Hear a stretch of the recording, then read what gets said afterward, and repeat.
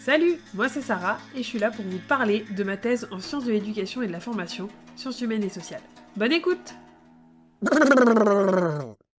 Depuis que j'ai commencé ma thèse, je m'intéresse de très près à tout ce qui est organisation, outils, logiciels, mais aussi développement personnel, productivité, efficacité, et j'en passe et des meilleurs.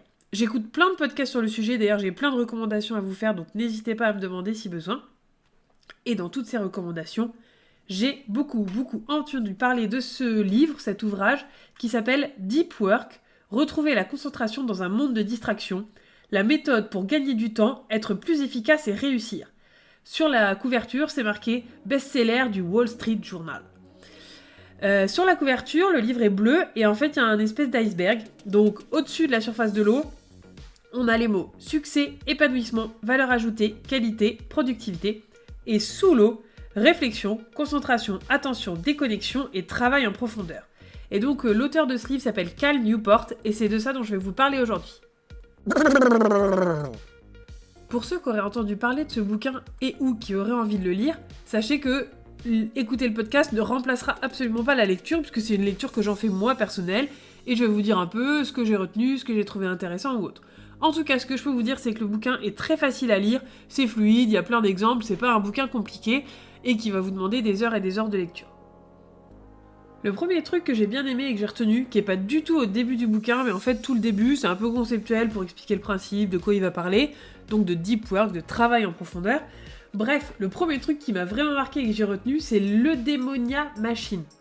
Si vous savez pas ce que c'est, je vous invite à aller chercher, mais en gros de ce que j'ai compris, c'est le fait d'aménager les espaces de travail en fonction des usages. Donc en gros l'idée ce serait de rentrer au bureau en ayant une partie galerie, une espèce de partie un peu inspirante, voilà le Pinterest du bureau. Ensuite une partie salon qui permettent les moments de convivialité, une espèce de grosse salle de pause pour échanger, créer de la cohésion et tout ça. Ensuite une bibliothèque. Comme son nom l'indique, l'idée étant de pouvoir travailler mais aussi surtout d'accéder à des ressources, c'est vraiment l'intérêt.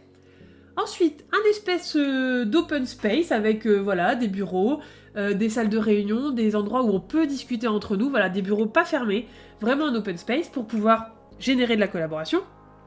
Et enfin, tout au fond, ce qu'ils appellent les chambres, c'est-à-dire des bureaux complètement fermés dans lesquels on peut réfléchir et produire en profondeur. Et sincèrement, je vais trouver ça hyper intéressant, cette idée d'avoir des espaces qui sont destinés à des usages. C'est pas trop ce qui se fait, déjà les bureaux flexibles, c'est pas forcément la grosse mode, mais cette idée-là, je l'ai trouvée assez cool, et j'avoue que ça m'a inspiré pas mal de trucs pour moi, mon travail, et de me dire peut-être qu'il faudrait aussi séparer les différents espaces en fonction de l'usage que j'en fais, en fonction du travail que je suis en train de faire. Donc pour ceux qui savent pas, au bureau où je suis le matin, pas sur ma thèse, je suis dans un petit bureau où on a 4 bureaux qui sont parfois tous occupés, parfois non, plutôt non, mais il y a souvent du monde et en effet on est plus dans la collaboration, la cohésion et aussi les moments de convivialité, de discuter, de prendre un café. Par contre à la maison, sur ma thèse, je suis toute seule face à mon écran, tout le temps assise au même bureau, et là je me suis dit qu'il y avait peut-être un truc à faire sur ça, et que je devrais peut-être me mettre des espèces de petits marqueurs physiques, géographiques, pour me dire, ok, quand je suis à cet endroit-là, je travaille en profondeur, je lâche rien, j'ai pas de distraction, etc. Je vais en reparler juste après, je vous explique un peu. L'idée du bouquin, la recommandation, c'est pouvoir s'isoler du monde de temps en temps, quelque temps. Alors dans le bouquin, il y a des exemples sur des grands penseurs, des grands inventeurs qui s'isolaient plusieurs jours, voire qui faisaient carrément construire une maison au fond des bois pour ça. Bon, évidemment, c'est pas l'idée. Mais ça peut être aussi en ce qu'ils appellent en bimodal, c'est-à-dire seulement quelques heures par jour. En tout cas, avoir un environnement spécifique pour le travail en profondeur, ça c'est un truc qui m'a un peu parlé et sur lequel je pense que je vais réfléchir. Il y a aussi la philosophie journalistique, c'est-à-dire de faire du travail en profondeur dès qu'on a un moment. On a un quart d'heure, bim, travail en profondeur pendant un quart d'heure, etc., etc. Autre élément que j'ai retenu pour pouvoir travailler en profondeur, alors je vous explique pas pourquoi il faut travailler en profondeur, parce que tout le début du bouquin l'explique, mais bon, je pense que vous avez compris, hein, l'idée c'est de pas avoir toutes les distractions autour pour pouvoir travailler, se concentrer, et du coup améliorer notre production, mais aussi et surtout nos idées, notre manière de travailler. Il indique par exemple qu'on peut créer des rituels de début de travail en profondeur et de fin de travail en profondeur. pour que ça s'imprime bien dans notre cerveau, dans notre corps et tout ça. Ça, c'est un truc que genre je ne fais jamais, parce qu'en fait, je ne décide pas de travailler en profondeur pour l'instant. Moi, je commence à bosser, et puis des fois, en fait, je me mets à fond sans savoir trop comment ni pourquoi. Ensuite, il indique aussi un truc, ça c'est pareil, je le fais jamais et je sais pas comment c'est possible de le faire, c'est de faire un arrêt intellectuel. On décide qu'on a fini notre journée de travail, on s'arrête et on fait notre rituel de fin et ensuite on ne travaille plus, on fait que le loisir. Perso, j'ai du mal à voir comment ça peut rentrer puisque je passe mes soirées sur Twitter, sur LinkedIn, sur mon Instagram blog de thèse. Un peu compliqué de faire cet arrêt intellectuel et pourtant l'auteur explique tous les bénéfices de faire ça. Ensuite, l'auteur nous parle de discipline et de mettre en place un système de discipline. En gros, c'est de viser un petit nombre de résultats qui soient assez ambitieux, avec dedans des indicateurs stratégiques et pas des indicateurs opérationnels. Donc, par exemple, le coup des objectifs SMART, là, dont vous avez tous déjà entendu parler probablement, sinon, allez voir, vous allez comprendre, c'est pas très compliqué. Au lieu de se dire je vais me fixer X minutes, ce qui est un peu opérationnel, je vais essayer de me fixer un indicateur qui est plus stratégique par rapport à mon travail. Finir le premier jet de ci ou ça. Autre idée, avoir un affichage stimulant. C'est-à-dire de se dire, à chaque fois que j'ai réussi à faire du travail en profondeur, je mets un petit trait, et au bout de 5 ou 10 petits traits, bim, soit j'ai une petite récompense, soit j'entoure le truc, je me mets un petit tampon avec un like, ou j'en sais rien quoi. Je fais une petite dédicace à ma coach de thèse un peu informelle, Sylviane, qui m'offre, dès que j'ai réussi ma semaine, mes objectifs de la semaine, des chenilles, et à la fin j'ai un papillon, etc., etc. Donc ça, c'est un peu rigolo. N'empêche qu'il parle de cet affichage stimulant, vraiment de l'avoir sous les yeux. C'est des trucs que j'ai essayé de faire, j'ai jamais trop réussi à m'y tenir, mais peut-être qu'en effet, il faudrait que j'y réfléchisse, car lui, il a l'air de dire que ça fonctionne. Dernière étape, faire un bilan régulier, pour essayer de se dire, ok, combien de temps j'ai réussi à travailler en profondeur cette semaine, est-ce qu'il m'en faut plus, moins, comment ça a marché, qu'est-ce que ça m'a permis d'atteindre, etc. Pour pouvoir faire un travail en profondeur, il faut s'exercer. Pour pouvoir atteindre et maintenir un haut niveau de concentration et vaincre le désir des distractions, il faut s'entraîner. C'est pas tout d'un coup on décide, et ça se passe tout seul. Non, il faut s'entraîner. Il suggère par exemple de mettre en place un Shabbat d'internet. Alors je suis pas du tout religieuse, donc j'ai regardé un peu ce que c'était, mais en gros l'idée c'est de faire par exemple une journée entière sans écran. J'ai décidé d'essayer de mettre en place cette expérience en faisant peut-être des demi-journées avec mon conjoint, donc on verra ce que ça donne et je pourrais vous faire un retour dessus, mais je me dis une journée entière sans écran du tout, ça peut en effet être intéressant et ça va générer de l'ennui. Mais c'est ça l'intérêt en fait, c'est aussi que l'ennui permet la créativité.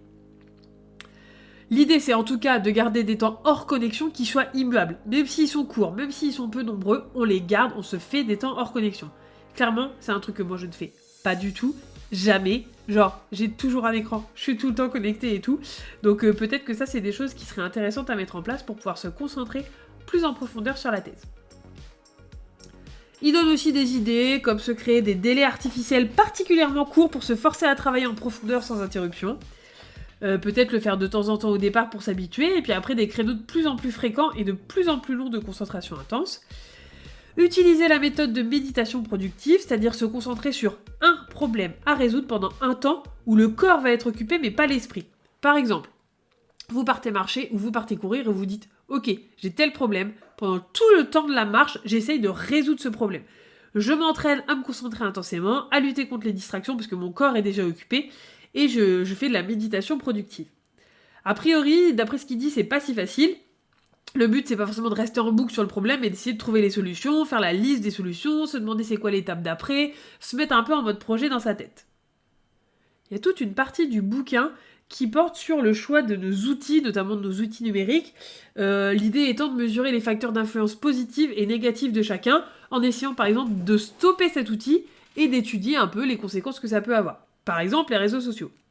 Bon, c'est un peu la partie du bouquin que j'ai la moins aimée parce que c'est vraiment tourné vers les objectifs qu'on souhaite atteindre. Genre, si Twitter ne nous sert pas pour tel objectif, on l'utilise pas.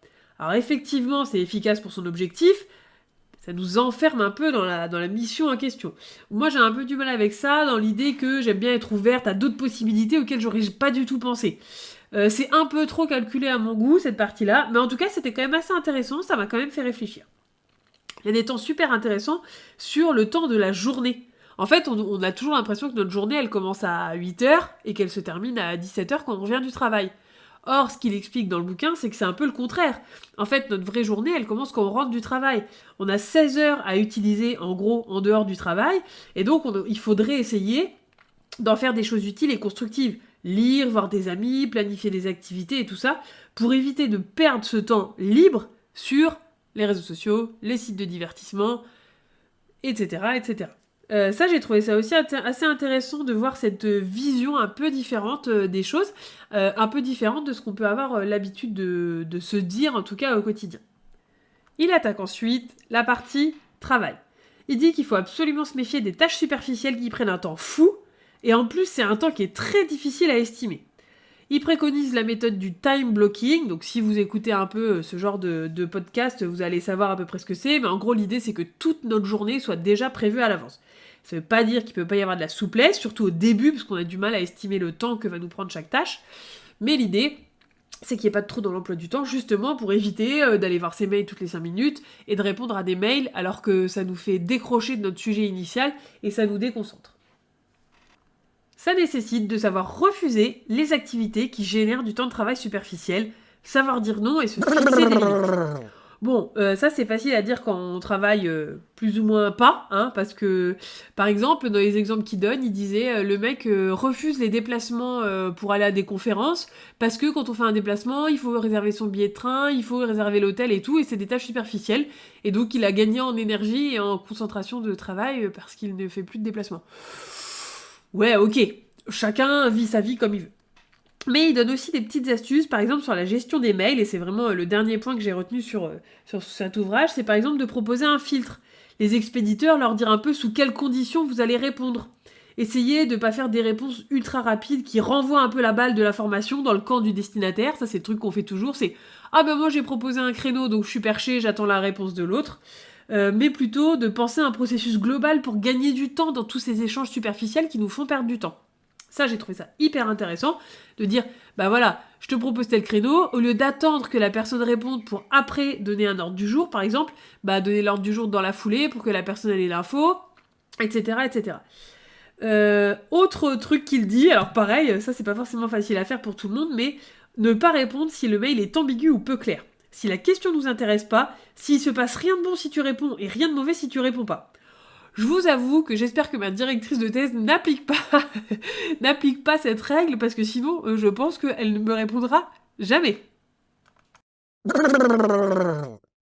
Comme certains l'ont peut-être vu, j'ai mis en jeu en fait ce livre parce que je l'ai lu et je pense qu'avec tout ce que j'ai noté dessus, je ne le relirai pas. Donc je me suis dit que ce serait sympa de le faire gagner à quelqu'un sur mon compte Instagram Plug de thèse. Donc n'hésitez pas à aller voir dessus si vous écoutez le podcast peu de temps après qu'il soit sorti. Mais avec ça, il m'est venu une nouvelle idée et je me suis dit que j'avais chez moi plein de bouquins qu'en fait je ne relirai pas. Soit parce que j'ai pas aimé, soit parce que j'ai déjà pris des notes dessus et j'aurais pas forcément besoin d'y revenir. Et je me suis dit que j'allais lancer sur mon compte Instagram très bientôt un nouveau défi qui est échange un bouquin. Donc n'hésitez pas à aller vous abonner pour suivre cette histoire-là parce que je pense qu'il y a moyen vraiment de partager des livres et des ouvrages qui peuvent être utiles à plein de monde et faire du bien autour de soi.